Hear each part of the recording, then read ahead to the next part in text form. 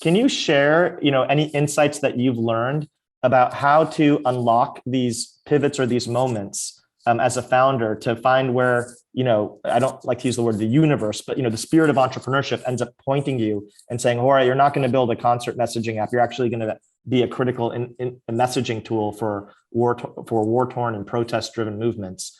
Can you give us a little bit more color in terms of how that happened and any advice for future founders on that? Yeah, definitely. So it wasn't a decision that we made. We didn't plan for it to be used the way that it's being used today. And so like I said, our users were telling us through downloads, through messages on social media, through a lot of email, that they needed this for a different use case. They needed this for a different situation than we had originally envisioned. So people still use it for events. A few thousand people use it at Coachella. People still use it at schools.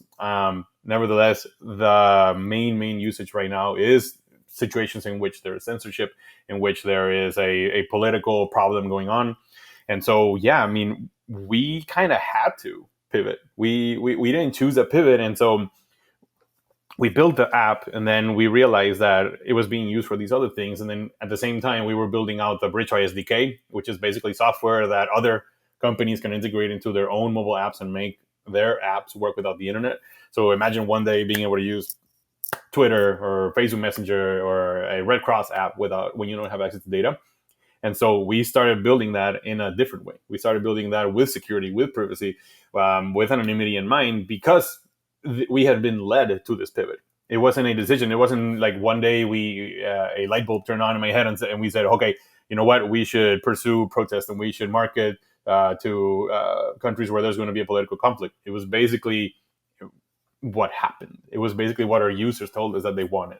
And when was there a moment when you realized that this was the new direction of Bridgefy? And when did you know that it would become this phenomenon? Was there a moment when you realized this was actually going to become fairly significant? I don't want to say that this is the direction that we're going to keep going on. We basically are focusing right now on licensing the technology to any app that wants it.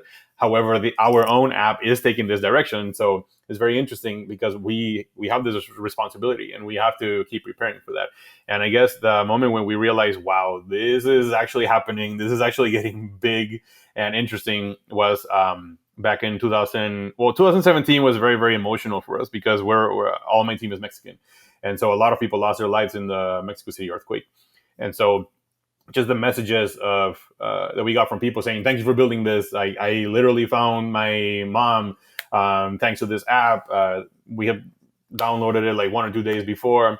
By coincidence, there was this person that had downloaded it literally that same day before the earthquake. And so that's when it really hit us like, okay, this is important. Not necessarily to the point where we were like, okay, millions of people are using it already. That was a little bit later, but definitely that was one of the first ones. And then when it started getting even more serious was in 2019, when it started just going viral in Hong Kong. We had 350,000 downloads, which to us was a huge amount. It was double what we already had. And so we got 350,000 downloads in like 2 days.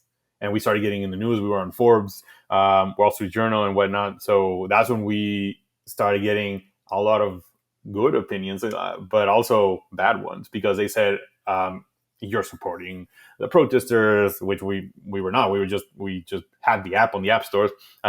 We don't support or not support anybody. We are a tool. And so we also got a lot of flack because of our security was not great back then.